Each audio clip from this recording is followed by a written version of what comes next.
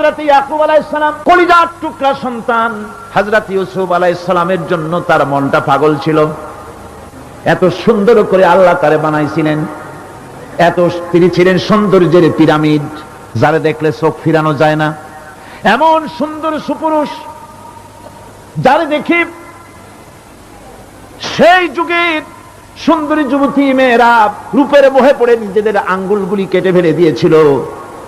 রূপের মোহে এমন অবশ হয়ে গেছে, আঙ্গুল কেটেছে, হাত কেটেছে, টের পায় নাই। আবার ভুল বুঝবেন না, দুনিয়ার সেরা সুন্দর পুরুষ ইউসুফ আলাইহিস সালাম, তা কিন্তু রাসূলের চাইতে বেশি নয়।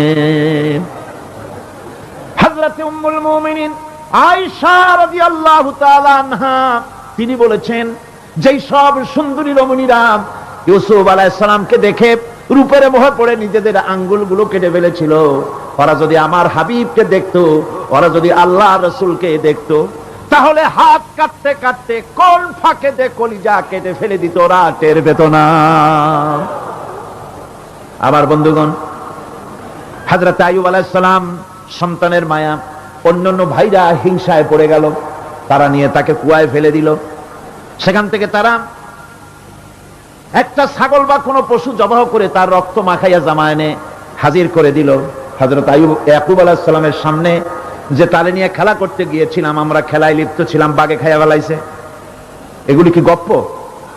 এগুলি কি কোরআন? আল্লাহ পাক শোনাচ্ছেন, বিশ্ববাসীকে শোনাইছেন। সূরা ইউসুফের চাইতে এত সুন্দর উপাখ্যান গোটা পৃথিবীতে আর নাই। সুবহানাল্লাহ। অনেকে ইউসুফ জুলাইখার কেসা খুব মজা করে পড়ে, ফুর্তি করে, প্রেমের গল্প পড়ে। এটা কোনো প্রেমের গল্প নয়। ইউসুফ আলাইহিস সালাম, জুলাইখা ইউসুফ আলাইহিস সালামের জন্য কাঁদতে কাঁদতে চোখ কানা হয়ে গেছে। এরপর ইউসুফ আলাইহিস সালাম জুলাইখারে পাওয়ার জন্য পাগল হয়ে গেছে। নাউজুবিল্লাহ, এটা হয়নি কখনো। তিনি আল্লাহর পয়গম্বর, আর আল্লাহ কেমনে তারে বাঁচিয়েছেন? যখন জুলাইখা ঘরের ভিতরে সুন্দর করে যৌন উন্মাদনামূলক চিত্র অঙ্কিত করে ঘরের মধ্যে আটকায় দিয়েছে, তালা লাগায় দিয়েছে, আর নিজে যৌন উদ্দীপক কাপড় চোপড় পরেছে না পরার মতোই। সে যুগের সুন্দরী মেয়ে জুলাইখা, তার কুপ্রবৃত্তিকে চরিতার্থ করার জন্য আহ্বান করা হয়েছে। হযরত ইউসুফ আলাইহিস সালাম লক্ষ্য করে দেখলেন এমন জায়গায় এখান থেকে পালাবার তো পথ নাই, দরজা বন্ধ করে দিয়েছে। তিনি শুধু তখন কেবলমাত্র আল্লাহ রব্বুল আলামিনকে ভয় করলেন। আল্লাহকে ভয় করে আল্লাহর নাম নিয়ে যখন তালাবদ্ধ দরজার দিকে দৌড় দিয়েছেন, আল্লাহ রব্বুল আলামিন আপন কুদরতে তালাগুলি খুলে দরজা তার জন্য উন্মুক্ত করে দিলেন। ইউসুফ আলাইহিস সালামকে থালাই দিয়ে এভাবে করে কাপড় এনে দিল তার সামনে, রক্তমাখা কাপড় পেয়ে হযরত ইয়াকুব আলাইহিস সালাম সন্তানদের মুখে কাহিনী শুনে তিনি কি বললেন? কোরআনে কারীম তা কোট করেছে। তিনি চিক দিলেন না, ফাল দিলেন না, ফিট হয়ে পড়লেন না।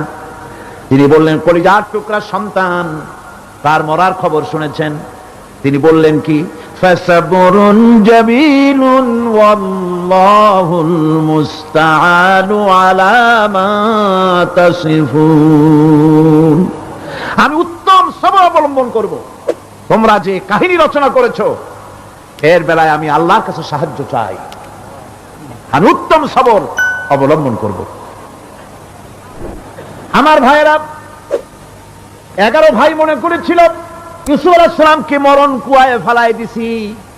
তারা তো ঠিক পায় নাই এটা মরণ কুয়া না, এটা হচ্ছে একটা সুড়ঙ্গ, যাকে ইংরেজিতে বলে টানেল। এটা এমন একটা সুড়ঙ্গ, ওরা মনে করেছে মরণ কুয়া, কিন্তু আল্লাহ রাব্বুল আলামিন এই কুয়াতে এমন বানালেন, ওরা একদিকে ফেলাই দিল মরণ কুয়ায়, এই কুয়ার আর এক মুখ দিয়া আল্লাহ রাব্বুল আলামিন ইউসুফ আলাইহিস সালামকে নিয়ে মিশরের সিংহাসনে বসায়া দিলেন। এটা মরণ কুয়া নয়, এটা রাজ সিংহাসনে বসার সুড়ঙ্গ পথ।